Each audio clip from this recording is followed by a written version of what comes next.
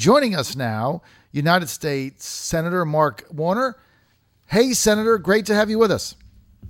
Well, thanks for having me on, John, and congratulations to your new listeners in Richmond and your ever-expanding network across the Commonwealth. Well, sir, thank you so much. Spread the word. Tell your friends, all your family, to tune in to the John Fredericks Show every day, 6 a.m. to 9 a.m. We appreciate you. Now, Senator, I want to start with, you're going around Virginia. You've launched a TV ad.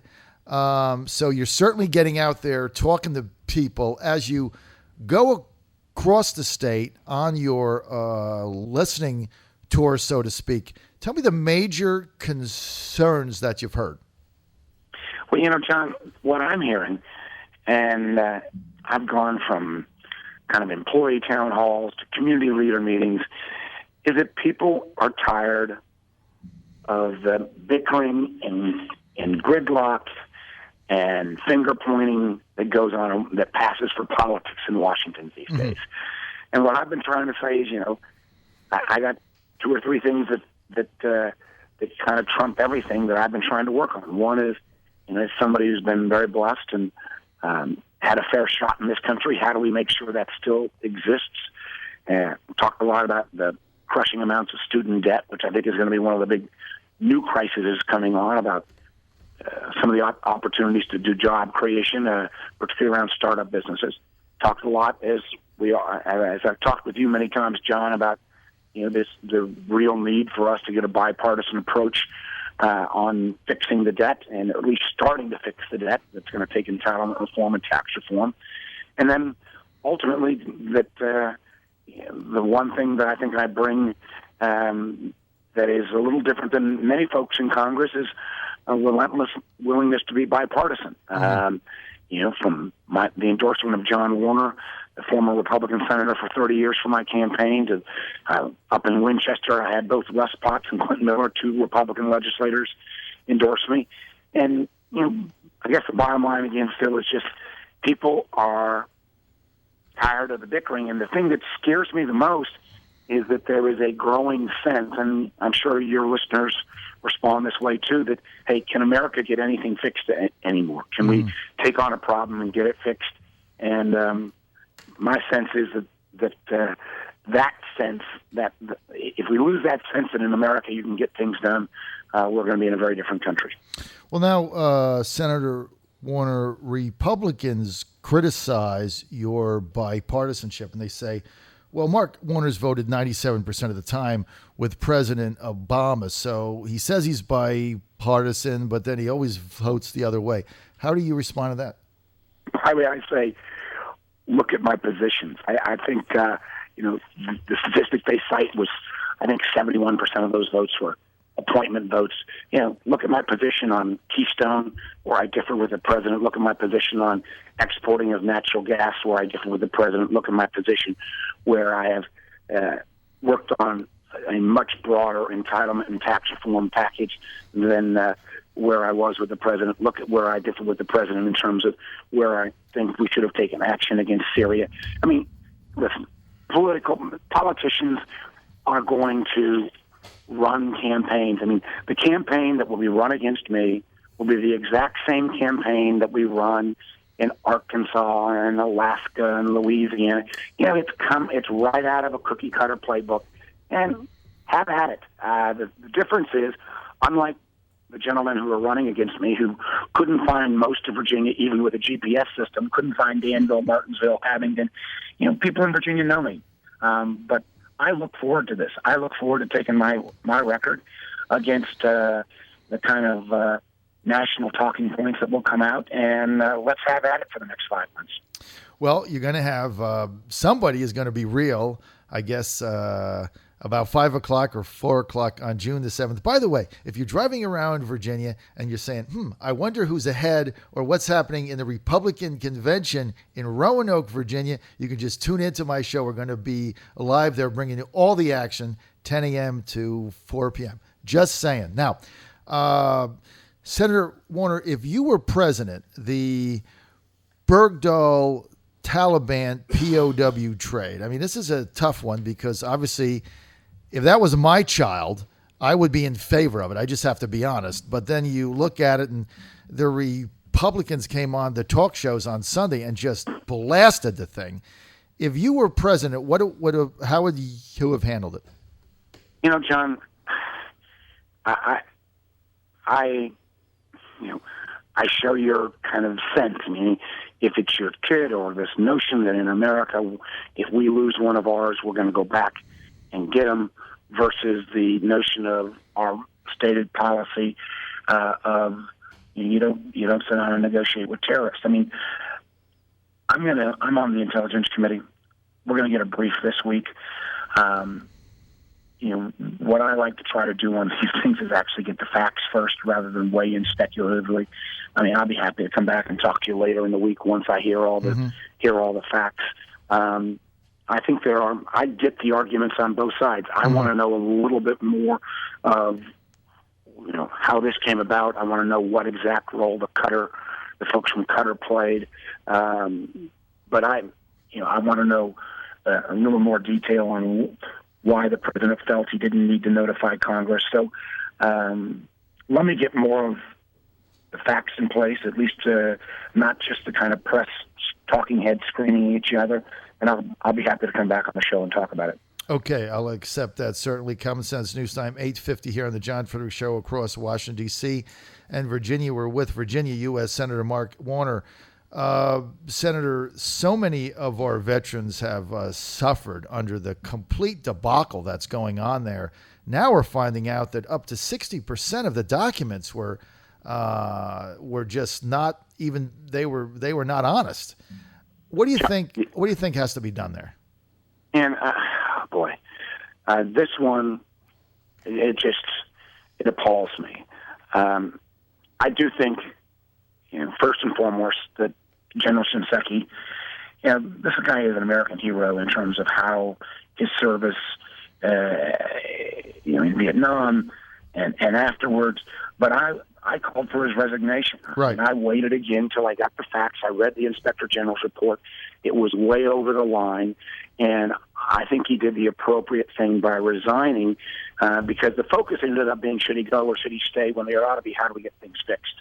And I have to tell you, I've had challenges with the VA since I've been a senator. It took us a year to get the VA to treat women vets with appropriate respect, because they weren't being viewed as frontline soldiers in Iraq and Afghanistan. Anybody who's been to Iraq and Afghanistan, there is no front line. I mean, the backlog. And one of the things that made me particularly upset with the VA was down at William & Mary, we had a law school. The law school clinic there was set up to help veterans.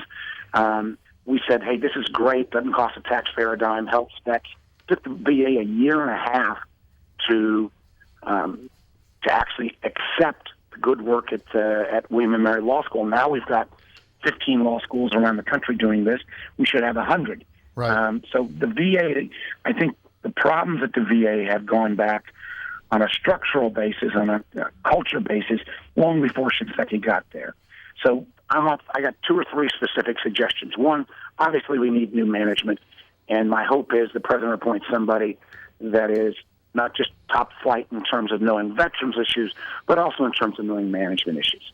Second is, if we find individuals at the VA who are part of gaming this system in terms of appointments, they ought to get fired. They need to be gone. If you work at the VA, you have a sacred duty to treat these veterans with respect.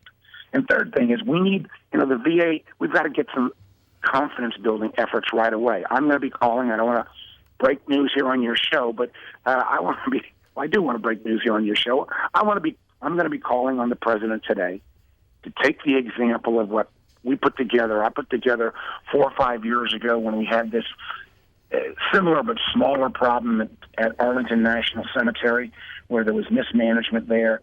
I got a bunch of Northern Virginia technology firms to come in for free and say, here, how do we manage this better? How do we deal with the data management problem? Because part of this, in terms of the scheduling of appointments, is a data management issue. I think we ought to call upon American private business to step up and at least help on this small segment.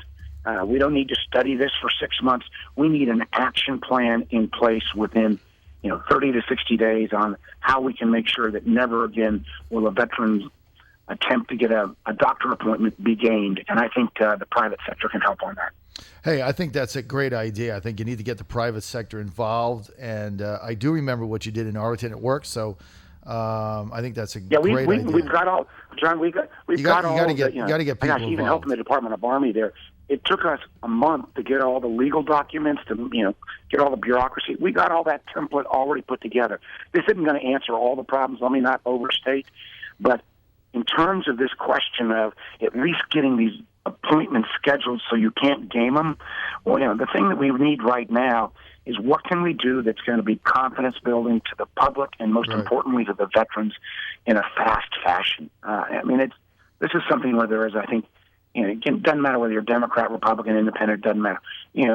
We got to get this fixed. This is an embarrassment. And one of the things, John, I hope you do with me and all of the other politicians who call in, everybody's saying stuff now, but you need to make sure that we're staying focused on this 6 weeks, 6 months, and a year after the fact. Yeah, it's got to get done. It's a complete travesty. Now, I want to go, if I can, Senator Warner. President Obama this week is about to announce new regulations on power plants. My question is the EPA usurping Congress in expanding regulation, and is it basically going to be the end of the energy industry as far as we know it today? What's the deal with that? Listen, for coal, Virginia's we got a classic place where we've got both ends of the spectrum. I mean, we've obviously got the coal counties out in Southwest Virginia. I kicked off my campaign in Wise. We've also got in Norfolk, probably one of the top 2 communities in America where rising sea levels pose a threat. I don't think these regulations are going to pose a big problem to natural gas, so I don't think it's going to kill the American natural gas. I want to look, though, at whether these regulations, and the one thing I have heard that's good is, there were 7 of us kind of coal-producing Democratic senators who said, don't rush this. Don't give 60-day comment, give 120-day comment. The administration went along with that. What I'm going to be pushing is, I think the challenges around climate change are real, and we've got to deal with them. But I believe that you don't help the planet if you put the American coal business, the coal industry, out of business, because coal is still going to be used by the vast majority of the world, and unless you have American innovation around ways to burn coal cleaner, I don't think you're going to see that innovation coming out of China and India and a lot of these other countries. So, I think we need to push, but I say bend but not break. And, I haven't seen the regulations yet. I've seen some of the press reports, but I can assure you I'm going to be following this very closely and particularly following the comments. The one thing that I've heard, at least, and let me again state that I've not seen these proposed regulations yet. You'll take a look at them. I'll take a look at them. I'm sure we'll have another chance to talk about them. But my understanding is that they are going to leave this not with kind of EPA enforcement, but that it's going to be allowed to be left to state enforcement on these goals. And there's going to be a recognition that, what works in Virginia has got to be different than what works in California. I've heard that, but the proof will be in the pudding on the regulations. And let's look at them. And again, I'm sure you and I are going to have a chance to talk about that probably a couple of times between now and November. All right, so that's going to be the final word, Senator Warner, but it sounds like you're a little bit wary of what the president is going to roll out this week, right? Well, listen, I don't think it helps the planet if we don't. Coal is going to be part of our mix, right, energy mix for years to come. We got to make sure, yes, we find ways to burn it cleaner, but you can't put the American coal business out of business. Okay, that's going to be the final word. We want to thank Senator Mark Warner for being with us. You want more information, go to warner.senate.gov, warner.senate.gov. Again, we want to thank the senator for being with us. Thank you, Mark. Thank you, John.